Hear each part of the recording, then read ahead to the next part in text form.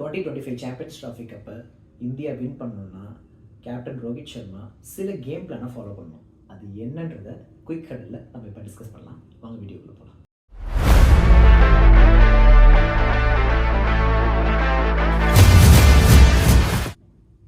Indian டீமோட pros and cons பேசுறதுக்கு முன்னாடி கரண்ட் சாம்பியன் யாருன்னு பார்த்துடலாம். Defending champions Pakistan. அவங்க வின் பண்ணது நம்ம இந்தியாவை தான். பும்ரா, ஜடேஜா, அஸ்வின் யாருக்கும் விக்கெட் கிடைக்கல. ரோஹித் சர்மா டக் அவுட் ஆனார். விராட், தோனி எல்லாமே சிங்கிள் டிஜிட் ரன்னு தான். ஆனால் ஹர்திக் பாண்டியா, ஜடேஜா செம்மையாக ஃபைட் பண்ணாங்க. ஆனால் ஒரு ரன் அவுட் அந்த கேம் நம்ம கையை விட்டு போயிடுச்சு. ஆனால் இது 8 years பேக். இப்போ இந்தியா தான் current T20 champions. 2023 right. T50 வந்து நம்ம ஃபைனலில் தோற்றோம். கிரிக்கெட்டை பொறுத்த வரைக்கும் கரண்ட் ஃபார்ம் தான் மேட்டர். அப்படி பார்த்தா இந்த சாம்பியன்ஸ் ட்ராஃபி 2025 இந்தியா தான் என்னோடய ஃபேவரட் டீம். அதுவும் இல்லாமல் இந்தியா இருக்கிறது குரூப் ஏ. குரூப் ஏல யாரெல்லாம் இருக்கான்னு பார்த்தீங்கன்னா India, Pakistan, New Zealand and Bangladesh. Group பியில் Australia, South Africa, Afghanistan, England. So எனக்கு குரூப் பி தான் டஃப். குரூப் ஏ கொஞ்சம் ஈஸியாக தான் எனக்கு தெரியுது. ஏன் அப்படி சொல்கிறேன்னா நியூசிலாண்டோட பவுலிங் அட்டாக்கும் பெருசாக இல்லை. ஸோ பாகிஸ்தான் அண்ட் இந்தியா தான் என்னை பொறுத்த வரைக்கும் டாப் 2 முடிப்பாங்க.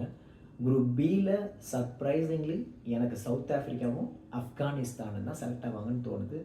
ஆஸ்திரேலியா கண்டிப்பாக இந்த வருஷம் குவாலிஃபை ஆகாது. ஏன்னா அவங்கக்கிட்ட பெரிய இன்ஜுரி லிஸ்ட் இருக்குது. அவங்கக்கிட்ட பவுலிங் டிபார்ட்மெண்ட்டே இல்லை. ஸோ ஐ திங்க் ஆஸ்திரேலியாவை தான் ஃபஸ்ட்டு நாக் அவுட் பண்ணுவாங்க. இங்கிலாண்டுக்கிட்டையும் பெரிய பவுலிங் அட்டாக் இல்லை. அதுவும் இல்லாமல் நம்ம விளையாடுறது ஏஷியாவில் டோர்னமெண்ட். ஸோ வந்து spinners will play a big role. Spin நல்லா ப்ளே பண்ண தெரிஞ்சால் தான் நம்ம வின் பண்ண முடியும். இங்கிலாந்துக்கிட்ட அந்த லெவலுக்கு ஸ்பின்னை ப்ளே பண்ணுற பிளேயர்ஸ் இல்லை. அது நம்ம இப்போ ரீசெண்டாக நடந்த இந்தியா வர்சஸ் இங்கிலாந்து டோர்னமெண்ட்லேயே உங்களுக்கு தெரிஞ்சிருக்கும். ஸோ அப்படி பார்த்தா எனக்கு தெரிஞ்சு சவுத் ஆஃப்ரிக்காவில் அட்லீஸ்ட் பார்த்தீங்கன்னா கிளேஸ் அண்ட் மிடில் ஆர்டர் ஆடுவார். So he will be strong against spin. So south Africa, Afghanistan, India, Pakistan இந்த 4 பேர் தான் என்னோடய ஃபேவரட்ஸ். ஆனால் ஐ ஸ்டில் ஃபீல் இந்தியா தான் ஃபைனலாக கப் அடிக்கும். அது ஏன் அப்படின்றத இப்போ இந்தியாவோட பிளேயிங் 11 வச்சு நம்ம டிஸ்கஸ் பண்ணலாம். ஸோ பிளேயிங் 11 டிஸ்கஸ் பண்ணுறதுக்கு முன்னாடி நம்ம தெரிஞ்சிக்க வேண்டிய ஹார்ட் பிரேக்கிங் நியூஸ் என்னென்னா பும்ரா கேமில் இல்லை. ஸோ பும்ரா இல்லாதது இந்தியாவுக்கு ஒரு பெரிய லாஸ். அதை விட ரோஹித் சர்மாவுக்கு அது ஒரு மிகப்பெரிய லாஸ். ஏன்னா ரோஹித் சர்மா பும்ரா இல்லை அப்படின்னா அவர் கை உடஞ்ச மாதிரி இருப்பார். எந்த பவுலரை எங்கே யூஸ் பண்ணுன்னு ரொம்ப பேனிக் ஆவார். ஸோ அதை எப்படி அவர் ஹேண்டில் பண்ணுறாருன்றது தான் இந்த வேர்ல்டு கப்போட மெயினான மேட்டர்னு நினைக்கிறேன். பட் ஐ திங்க் அவர் ஃபிகர் அவுட் பண்ணிடுவார்னு நினைக்கிறேன் இந்த பவுலர்ஸ் எப்படி யூஸ் பண்ணுறன்றது. So finally I believe Rohit Sharma will do a best captaincy. So இப்போ பிளேயிங் 11 போகலாம். So starting with Gill, Rohit, அப்புறம் விராட், ஸ்ரேயாஸ் ஐயர், KL ராகுல், அக்ஷர், ஹர்திக், ஜடேஜா, ஷமி, அர்ஷ்தீப், வருண். ஸோ இதான் என்னோட பிளேயிங் 11. இப்போ ஷமி வேணும்னா ஹர்ஷித் ராணா உள்ளே வந்துக்குவார். வருண் வேணும்னா குல்தீப். அப்புறம் if we need more right hand bowlers அதுக்கேற்ற மாதிரி அந்த 3 ஸ்பின்னர் 3 பேசர்ன்றது ஆப்ஷனில் தான் போவாங்க. ஹர்திக் தான் பார்ட் டைமராக இருப்பார்னு நினைக்கிறேன். ஸோ பார்ப்போம் அவங்க எப்படி ரொட்டேட் பண்ணுறாங்கன்னு. ஸோ இப்போ ஃபைனல் கேம் பிளானுக்கு வந்துவிட்டோம். நான் சொன்ன அந்த 2 விஷயம் என்னென்னா ரோஹித் சர்மா அவுட் சைட் நாய்ஸை அவாய்ட் பண்ணணும். அவர் டெஸ்ட் மேட்ச்சில் தேவையில்லாமல் ப்ரெஷர் எடுத்துக்கிட்டாருன்னு தான் நான் சொல்லுவேன். பட் இது 50 ஓவர் டோர்னமெண்ட். எனக்கு Rohit Sharma is one of the best 50 over player.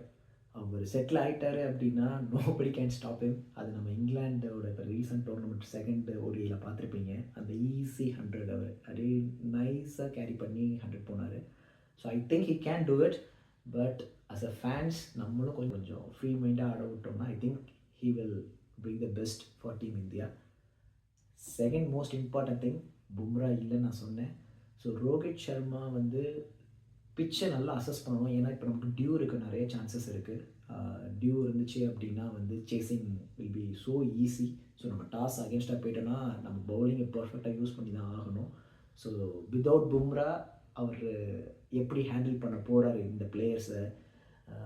நம்ம விளையாடுற 3 டீமுமே வந்து பங்களாதேஷ், நியூசிலாந்து, பாகிஸ்தான் எல்லாருக்கிட்டையுமே வந்து லெஃப்ட் ஹேண்ட் பேட்ஸ்மேன் நிறையா இருக்காங்க. ஸோ நம்ம அக்ஷர் அண்ட் ஜடேஜா 2 பேரும் யூஸ் பண்ண போகிறோமா. Even Kuldeep is a left handed bowler. So எந்த லெவலுக்கு அது எஃபெக்டிவாக இருக்கும், அவங்கள எந்த லெவலுக்கு அவர் யூஸ் பண்ண போகிறாரு, இல்லை வருண் மட்டும்தான் நமக்கு மெயின் பவுலராக போகிறாங்களா. ஸோ இந்த ஸ்ட்ராட்டஜி, இந்த டாக்டிக்ஸ்லாம் அவங்க எப்படி Gambhir and Rohit Sharma work out பண்ண போகிறாங்கன்றது தான் நம்ம கப்பை டிஃபைன் பண்ணுற ஃபேக்டராக இருக்கும்.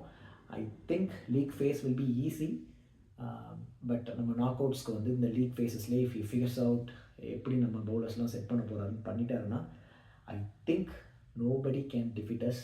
இந்தியா தான் 2025 சாம்பியன்ஸ் ட்ராஃபியோட வின்னர்ஸ். குயிக் ஹெடிலோட next video India versus Bangladesh game plan. மறக்காமல் சேனலை ஃபாலோ பண்ணுங்கள், சப்ஸ்கிரைப் பண்ணுங்கள், கமெண்ட் பண்ணுங்கள். உங்களுக்கு பிடிச்சிருந்தா உங்கள் ஃப்ரெண்ட்ஸ்க்கு ஷேர் பண்ணுங்கள்.